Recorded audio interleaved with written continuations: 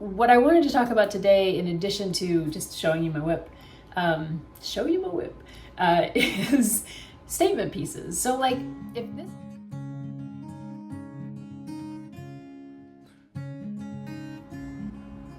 Hey everyone, I'm Melissa from Knitting the Stash, and this is episode 191 in the series. Welcome back to my house. It's not the dining room and it's not the yarn room. It is somewhere else. I'm just trying out some new lighting, some different spaces. I do this from time to time, as many of you who are longtime viewers will know. So we're just, we'll see how it works. And if it works, it works. If it doesn't, it doesn't.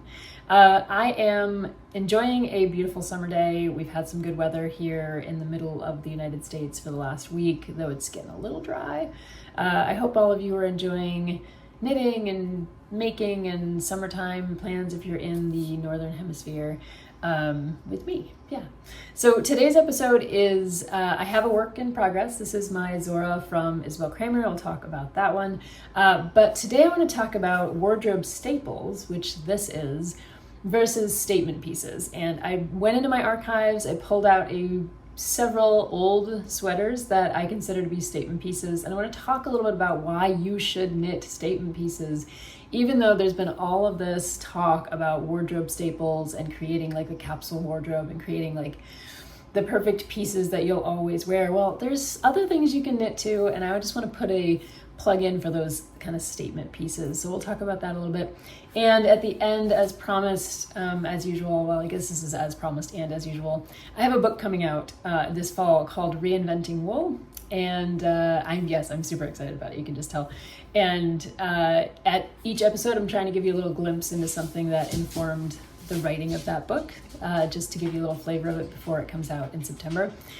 So this episode, we're going to talk about a wool primer from Botany Mills, 1948 publication that I picked up on eBay. You might still be able to get copies on eBay, but we'll talk a little bit about the wool primer just for fun at the end of the episode. So there you go. If you're looking for me, you can find me just about everywhere as Knitting the Stash, obviously here on YouTube, over on Ravelry, on Instagram, and on the main website, which is knittingthestash.com. And that's where you can also find the Flock Farm Yarn Shop, where I feature yarns from small batch yarns from around the United States. And it's also where you can find my online classes and link to the book and all those good kinds of things. So you can head on over there if you are looking for me on the internets. And I wanted to pause here, since we're talking about the book just a little bit, and say a huge thank you to all of you in the community who have heard about the book from me or from someone else and have started to spread the word about it. I just appreciate it so much. It means so much to me. If I email you directly about the book and you respond, that is like, to me, it's unbelievably generous and wonderful, and I just appreciate you so much. And for those of you who have gone above and beyond for the book, and you know who you are, you're the blurb writers, you're the readers, you're the reviewers, you're just those people out there who have already given of themselves in this manuscript process. I just thank you so much for doing that. So yes, I'm psyched about the book. It's coming out soon. We're starting to go full court press on this promotion stuff, and I'm just really excited to get this book into your hands as soon as possible. So yeah, we'll talk about it in a minute. Okay, knitting. This is Zora. Is that right? Yes, this is Zora. It's on my pattern. When I pull up the PDF, it says MYAC Zora Isabell Kraemer. So I keep thinking of it as the MYAC sweater, which is not. It's not the MYAC sweater. It is Zora. It is an Isabell Kraemer pattern. You all know how I feel about Isabell Kraemer. I try very hard to feature designers on here who are new, who are up and coming, who maybe don't get as much play with like, you know, the kind of trendiness, and I think they should, because they're making beautiful things. Isabell Kraemer is kind of my exception. I love her patterns. They fit me and my shoulders and my body length and torso type and everything else, so I tend to gravitate toward them when I'm making something that's a wardrobe staple. So when I'm making something that I know I'm going to wear, it's going to fit, it's going to just look good with everything. So if we're talking about wardrobe staples, for me, Isabell Kraemer is one of those designers I know I can go to and make the pattern and it's gonna just work out. So this is Zora. It's a beautiful V-neck. It's one of those sweaters that's a wardrobe staple, I think, because it's so understated. It's a simple design. It's a V-neck. You know, for me, I did the straight body, and I know my mannequin is kind of like sideways these days. Sorry about that. just straight sleeves. It has some finishing details though that are absolutely gorgeous, and I have not yet embarked on those finishing details. I'm just about to start the folded hem at the bottom, which has a pretty interesting edge and a little decorative thing going on. The V-neck gets more decorative. It gets a whole treatment. The sleeves, I think the cuffs have the same treatment as the hem. So this is one of those sweaters that has beautiful finishing details. And if you take the time to kind of like actually do the finishing work really well. I have a couple of sweater books in my library I'm thinking of, and one of them is called Finishing School. So if you're looking for a book that will help you figure out how to do all the last minute things right on the sweater, Finishing School is wonderful. Isabell Kraemer's patterns also include a lot of detail and usually videos and things like that. So, but finishing work is one of those things that wardrobe staples need. They need to be, they're simple silhouettes usually, they are classic silhouettes, but if they have a little something going on, it makes them extra special. And I just want to give a shout out here to Kendra Casillo, who has her own podcast, which is brilliant. But she is one of the finest finishers out there. And every time I see a sweater from Kendra, I'm just like, damn, that is it's like beautiful finishing work. It looks, I don't like to compare handmade and machine made, but like her finishing work, it looks like no human hand could have possibly done that so right. So anyway, Kendra, love your stuff. I'm going to attempt to channel you when I finish this sweater, your patience and your kind of attention to detail on that one. So yes, so I'm not making too many mods to this sweater yet. I am working out of gauge as usual, and I'm working with an eco cashmere yarn because like I said, the pattern calls for yak, so it's like a very yak fiber is very soft and warm and things like that. So I went with the cashmere to kind of mimic it, about the same weight. But I am working out of gauge, I think. So I think I might have gone up one size. I ended up, I guess I did modify one major thing about this sweater, and that is the underarm, because Isabell Kraemer always puts a bunch of extra stitches into there. As far as I'm concerned, I don't need as many stitches under the arm. So I usually reduce it. And in this case, when I did my calculations based on the kind of like quasi gauge swatch that I made, don't do as I say, not as I do. Make a gauge swatch, wash it, do the whole thing. I just didn't feel like doing that this time. So I made a gauge swatch and I just kind of measured it and I was like, let's go for it. And I made one size up, I think, from what I would normally make given the gauge. And it kind of bit me in the butt when I got to the sleeve separation. Everything was fine in the upper yoke. When I got to the sleeve separation, I had just too much fabric. So I tried it on after I had worked maybe 2 or 3 inches past the sleeve separation, and the whole thing just felt a little balloony. So I decided to rip it back to the sleeve separation.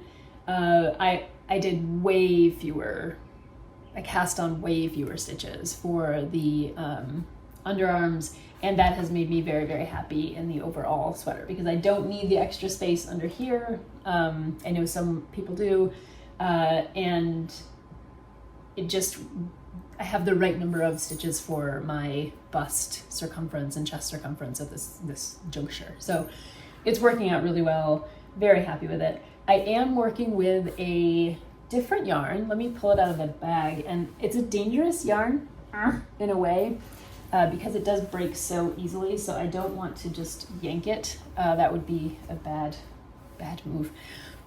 This is Eco Cashmere from Pearl Soho. This particular color, it was all on sale because I got it as a discontinued, I thought it was a discontinued yarn, but it looks like they actually, I went back and looked again today, they were just discontinuing a few of the colors. So this is one of the colors that they discontinued. It's a beautiful shade of, that's actually showing up pretty well. It's a beautiful shade of kind of eggplant purple. Purple's my favorite color, so what are you gonna do? The thing about Eco Cashmere, it's made in Italy. I was trying to look up the mills. You can kind of find a couple of other companies that use the same mill to make sweaters. I can't find the name of the actual mill though. So if anybody knows the mill in Italy that's doing recycled cashmere, I got pretty close in my internet sleuthing last night, but I didn't quite get there. But it is a mill in Italy that is doing this not only for Pearl Soho, it seems like, but for a couple other companies that are producing recycled cashmere sweaters. The idea being that cashmere is a really precious, I mean, all wool is precious, but cashmere is a particularly precious fiber. And if sweaters are going into landfills or just being thrown away, then we're losing out on that fiber that takes, it's expensive to make. A lot of cashmere comes from like Kyrgyzstan and things like that. June cashmere, their cashmere comes from Kyrgyzstan, I should say. And so anyway, this is from recycled cashmere. And it's 95% recycled and 5% other fibers, which generally, as far as I can understand from the websites I've visited, means wool. And that's to bind it together, because the staple length of this stuff, let me see if I can find an actual end here. The staple length of this stuff is so, I can just show you here, tiny. So if I pull, this is actually longer than the staple length, I think. That's actually pretty good. So staple length, if you pull on the fiber and it, that's the amount that it gives, like there's your staple length of the actual, let's see if I can show here, like very short, right? Merino also has a short staple length oftentimes. Short staple lengths will lead to pilling, and they will just make yarn more tender to, if you're, yanking on it and pulling on it to knit with it. So I did spit splice this, like I usually do, when I got to the end of a ball. Bad idea, let me tell you. So I ended up with a small hole. Let me see if I can find it for you. It's up here in the front, right over here. Spit splicing usually works, but not always, especially not when you're working with this kind of recycled fiber that has a tiny little staple length. So this little hole emerged here, and I'm not sure you can see it on the camera, but I just put a pin in it. Cashmere wants to stick to itself, so it's not in any kind of imminent danger of like unraveling or something like that at this point. So I will go back in and mend that. But it's a tender fiber. It's a tender, and it's not that cashmere so much as a tender fiber, but this eco recycled cashmere is a tender fiber. So if you use this, be gentle with it.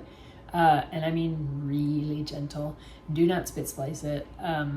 And otherwise it's soft. It's gorgeous. I think it has a nice hand to it. I have not yet washed either my swatch or the sweater, but I imagine it's going to bloom incredibly well. And by that I mean like puff up and kind of fill in my stitches and things like that. The other thing that Pearl Soho recommends with this yarn is not to knit it too tight of a gauge. And that's partially because you don't want to be yanking on it so much. When I did pull out, when I ripped back to the sleeve separation, one of the things I was really thinking about is like, can this yarn handle it? Can this yarn handle being frogged or ripped back? And it did. I ended up with a few more tender spots than usual. As I was reknitting, the yarn broke more frequently on me from that yarn that I had pulled out. Obviously that makes sense. I was very gentle with my ripping out, but these things happen. So yeah, so this is the not Emiac, this is the Zora from Isabell Kraemer. I quite like it. It is a wardrobe staple, as I said. And what I wanted to talk about today, in addition to just showing you my whip, is statement pieces. So like, if this is a wardrobe staple, it's something that's easy to wear. It's something you can throw on. It's a classic lines, all that kind of stuff. Knitting this reminded me so much of the fact that I also like to knit statement pieces. I like to knit things that are a little out of the ordinary for me, that are a little outside the box, that are a little bit less classic, that are a little bit wacky. And those of you who have been following the podcast for a long time know that that's what I do occasionally, and you've loved me for it, and I appreciate that. But I want to encourage everyone out there to knit at least one, probably 2, 3, 4 more, as many as you can handle, statement pieces. And by statement pieces, let me talk about what I mean. So like I said, I went into the archives. The one that immediately comes to mind for me, like why I knit statement pieces and which ones I'm most drawn to, is the Eco Lodge cardigan. It's not a cardigan, the Eco Lodge sweater that was originally designed for Kelborn Woolens. This is a funky sweater, and have I worn it out in public? No, but when I put it on to take the pictures for the Ravelry project page, I realized that it looked really cool, just like it looked in the photos when I first saw it. So this is like classic statement piece to me. This is like wacky, different colors, things you would never put together, like stripes, fun buttons, you know, like turquoise sleeves. Like it's got a little bit of everything. And I've talked about this sweater on the Henley episode. I talked about it when I was making it. It is a funky sweater. Why did I make it? Not that I have to have a reason. You should just knit statement pieces just because if you see something and you want to knit it, knit it. Who cares if it's a staple or a statement piece? Just knit what you want to knit. But why? Let me give you some reasons why I knit this one and then a few of the other ones, because they all had different reasons, and I think it's kind of important to think about that when you're thinking about statement pieces. So for this one, I knit this because it was fun. It looked like fun. It embodied fun to me. You know, I saw the photo shoot, the original photo shoot is like in a bowling alley, and it's got this cool girl with like a funky haircut, and she's just kind of like hanging out at the lanes, you know, doing her thing. And I don't know, I fell in love with it. It just, maybe it catches or captures some part of my personality that I don't let out very often. But there's something about this that's just hilarious, funky, out of the ordinary, just a little bit, you know, wacky. It's like it is a statement. It makes a statement. It definitely makes a statement, right? When you wear this kind of sweater instead of this kind of sweater, people are like, ooh, like, why'd you make that? What's the deal? Like, who are you? Do you? And like I said, this is not a part of my personality that comes out all the time, but it is definitely a part of my personality because I picked this up, I found it in my bin, and I was just like, oh God, this sweater is so funky. I just love this sweater. If you ever see me out wearing it, just, you know, either come over and be like, yeah, it's your statement piece, or just look the other way if you can't handle it, because aesthetically it's a little bit wacky, okay? That's all right. So I'd say the number one reason that I make things like statement pieces is just for fun, just for the fun of it. It's caught my eye, and I thought it would capture some part of my personality that maybe I don't let out very often. The second reason that I often make statement pieces is for the challenge of it. I think that's partly why I make statement pieces. So the other one that I finished this one more recently, but I wanted to bring it back out. This is the Caeli sweater by Zaneteknits, and it has been folded for a while, so it needs a little shakeout. This is an all over like lace sweater, which I talked about a few episodes ago. It was on my needles for quite a while. As you can tell, it required a little bit of concentration. It was definitely a challenge. The fitting, the knitting of the lace pattern with multiple patterns and multiple yarns being carried everywhere. You know, it's a complicated one. Very different than the wardrobe staple. A little bit funky. Maybe not something I'd wear every day. It's a little more feminine than I usually go for. And I don't usually go for a lot of lace. So why did I knit this? Because it was a challenge. Because knitting this sweater challenged every part of my brain, right? From the sizing and the fit to the stitches and the chart work and working with multiple yarns, and just, there's something about it. Plus I modified it, as I always do. So I modified this sweater. I took a bunch off the bottom. There again, I will link to all these episodes. There are episodes for all of these sweaters if you want a more in-depth look at why I knit this and how I knit it and what I modified about it. But it took me firing on all cylinders to jump into the sweater, and then to complete the sweater I had to rip back several times. You can see the patterning here. Love this sweater because it was a challenge, and it's definitely a statement piece. It's not something that, you know, I feel like it's when people wear, like, you know, make a wedding dress or, you know, some kind of like beautiful intricate shawl or something. It's a challenge, and it's, you know, you're knitting this thing because I saw it. I was like, whoa, it's beautiful, it's different, it looks challenging, and I like a good challenge. And I wanted to build some skills. So this was, you know, a great opportunity to build some skills with lace, with mohair, to make some mistakes, to fix them, to think about sizing when it comes to a much more gauzy kind of garment.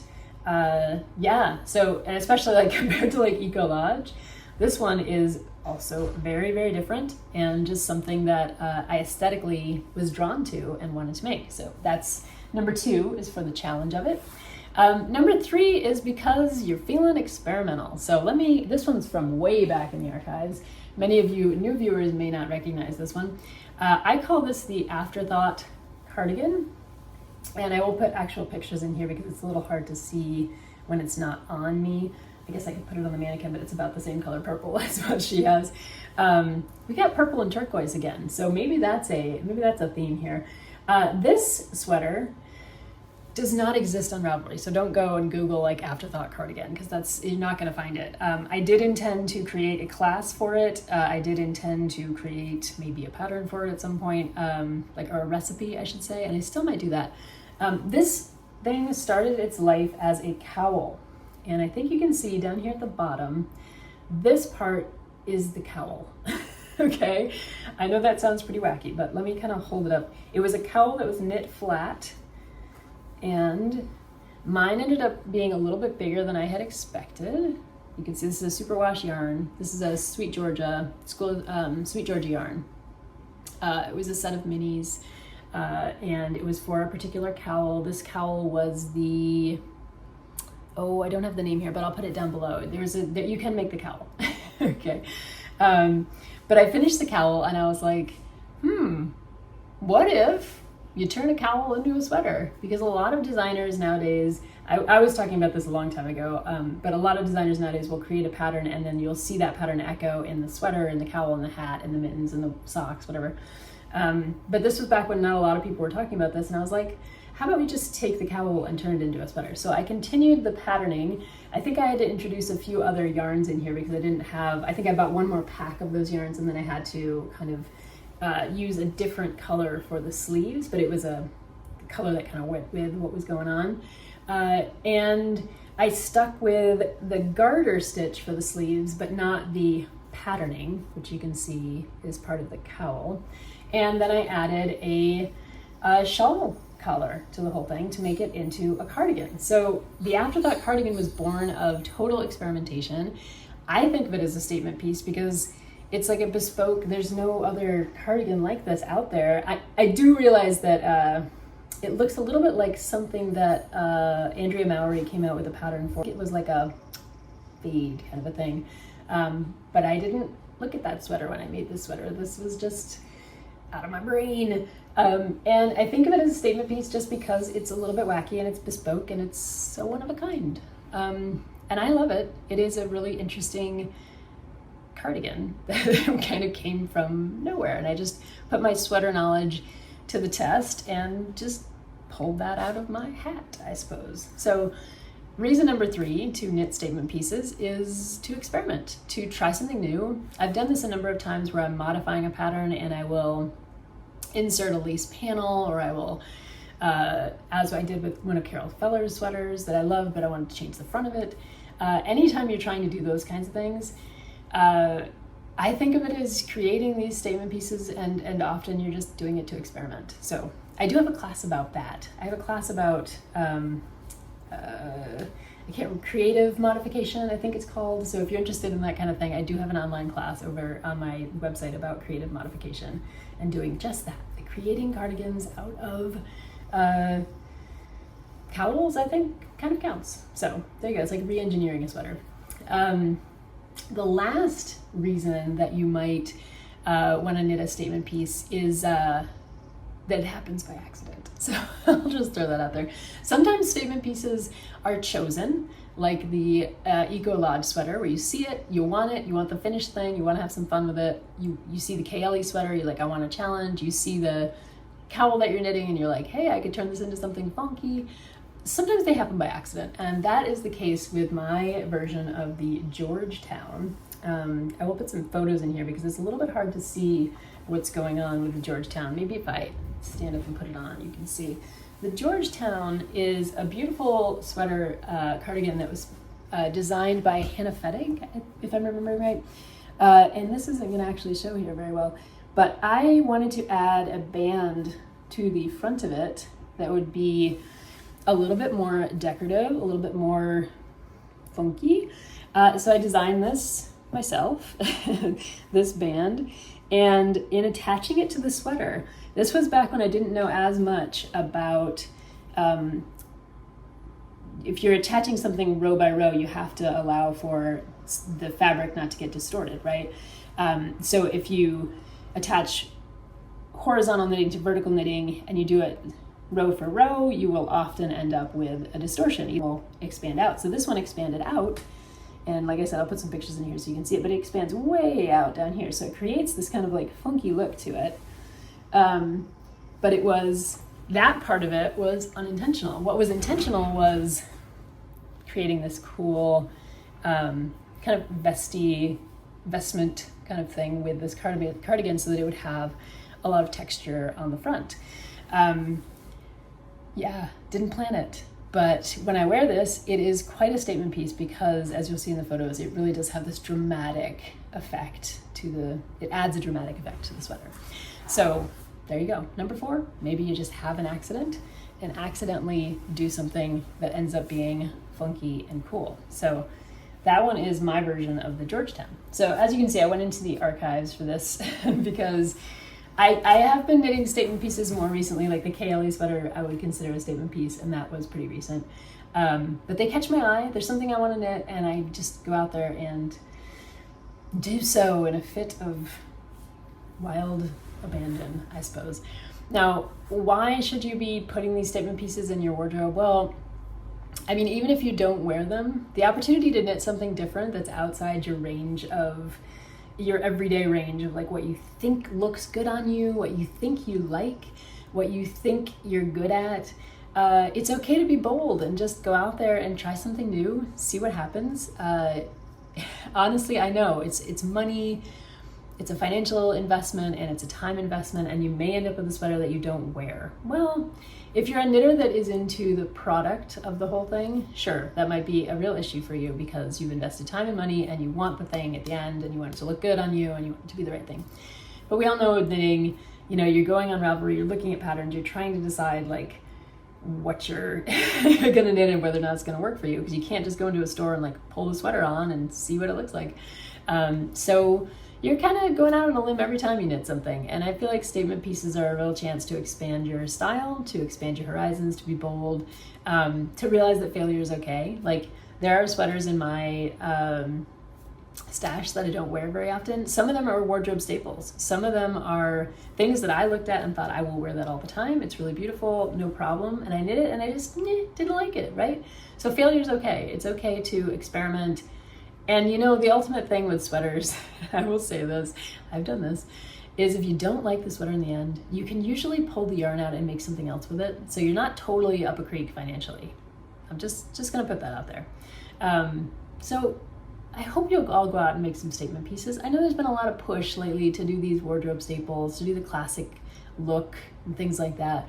But those statement pieces, they can really add to your knitting repertoire. They can just create they can let you have some fun. They can give you an opportunity to be artistic and creative and go after an aesthetic that maybe is part of your personality that doesn't always come out. So that's my endorsement. It's my encouragement to get out there and do the statement pieces.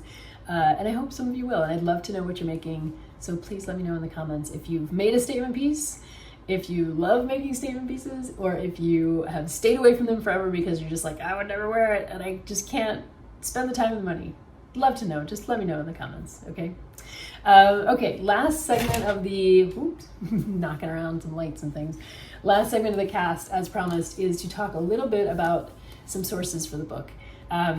So one of the chapters in the book, Reinventing Wool, that's coming out in September, is a chapter on lanolin. And part of my research on lanolin led me to Botany Mills, which was a mill in New Jersey that was around before the World Wars, kind of went through a bunch of different iterations and owners, and eventually closed down in like 1955 or 56, right about as the time that wool was really going through its crisis, its image problem, its crisis, which is what I talk about in the rest of the book. So when I was talking about lanolin, and I was researching Botany Mills, I realized that the mill had put out this beautiful little booklet called A Wool Primer, History and Uses of Nature's Noblest Fiber. This came out in 1948. You can see Botany Mills down here. They were in New Jersey. I can't remember if I said that or not so far. So I wanted to just give you a look behind the curtain on this one because it's a little tiny pamphlet. It's really beautiful to hold on to and touch as like an object. If you're into like objects, which a lot of knitters are, I think, this one's pretty beautiful. So the reason for this is that Botany sold fabric, they sold woven fabric. I think they sold knitted fabric, and I know they sold yarns, and because of the lanolin, they sold cosmetic products as well. So they were kind of an all-in-one mill, which made them very interesting and different than a lot of the other mills. And this little booklet is meant to kind of toot their horn a little bit and tell people about wool and why wool is cool, and to tell them a little bit about botany itself. So what they say in the opening, I'll just read a little bit of this. This is behind the botany label, all right? The botany label is a signature which we place proudly on all botany fabrics. It's a guarantee of our integrity in dealing with our customers, the American public. And later they say, because wool is so vitally important to the health and comfort of every man, woman, and child in the country. This is 1948, so wool was still king here. We've prepared this primer in the hopes that it will be read with interest by people of all ages, but especially by children and students. The future of botany as an American institution depends upon the coming generation. The more they know about the woolens they buy, the more certain we are that they will depend in greater degree each year upon the qualities of integrity, wear, and style, which are the proud assets behind the botany label. So for children, it's just like an adorable little wool primer book. This one's actually in really good shape, so it doesn't look like any child actually handled it, as far as I can tell. So we have a little article in here about how old wool is, where wool comes from, right? We've got South America, the Southern Hemisphere, South America, and the United States. There are little illustrations, which are also adorable. Wool growing in the United States. These are tiny little articles in this book. Every state grows wool. The average annual wool production, for example, in 1948 was 300 million pounds, for example. Sheep raised, approximately 35 million sheep. Sheep clipped in 1947, 31 million head. The average yield of wool, 8 pounds per head, and persons engaged in sheep raising, 500,000. Average value of a wool clip, $125 million in 1947. It was still an industry, right? Here's an article about, or a little story about, there are many different kinds of sheep, and what we have featured here is like there's Rambouillet, there's Merino, but there's also Shropshire, Hampshire, and then on the next page, the Oxford sheep, which I had the pleasure of visiting at one point. We visited an Oxford, a guy who was raising Oxfords here in Illinois. The Wool Labeling Act, which was really important, especially for reused wool. So as we're talking about eco cashmere being a reused wool, repurposed wool, this is one of the things they're talking about here is reprocessing wool. Somebody did underline it in here, so it looks like maybe there was someone actually using this for something versus like a virgin wool, for example. Because wool science was starting up, something else I talk about in the book, you do have magnification of the wool fibers. So people were wondering what the wool fibers were actually looking like and how they worked and all that kind of stuff. So we have that. And then we have from fleece to woolen goods, like a manufacturing process in both word and picture. So we have scouring and carding and sorting and shearing, roving, combing, spinning, weaving, all that kind of thing, fulling, dyeing, carbonizing, all the good finishing processes. A lot of the finishing processes I talk about in the book because a lot of them were developed during the synthetic, the rise of the synthetics and then applied to wool. So we'll talk about that it's in the book. So maybe we'll talk about that a little more on the podcast. And then the difference between worsted and woolens. So there's a lot of information in this little primer, and it was intended for kids. It was intended for people who needed to or wanted to know more about wool, because wool was still, in 1947, a pretty big staple in this country. It hadn't quite lost its market share yet. So this is a kind of moment before we have nylon by the 1930s, and we have rayon before that. But this was just at the cusp of wool losing its market share. So we get this cute little wool primer from one of the big wool mills, trying to hold on to the market share and explain to people why wool matters and how much wool there is in the world and how it works from sheep to finished sweater.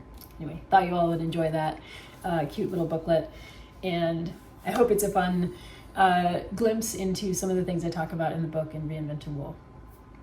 I think that wraps it for today. I've been chatting at you for quite some time now. We talked about wardrobe staples with Zora. We talked about statement pieces and now we talked about a wool primer for Reinventing Wool. So I'm gonna go finish the sweater. I'm going to finish it well, and I hope you all have a good couple of weeks of knitting until I see you again. We've got some exciting announcements coming up, so stay tuned for those.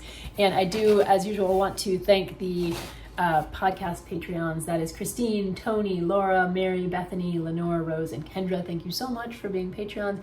Thank you for everyone else who is also a Patreon, for all the messages you send, for the support of the book. Thank you. All the shares help so much, all the likes, all the comments, and I look forward to catching up with you again in a couple weeks. All right, take care. Bye-bye.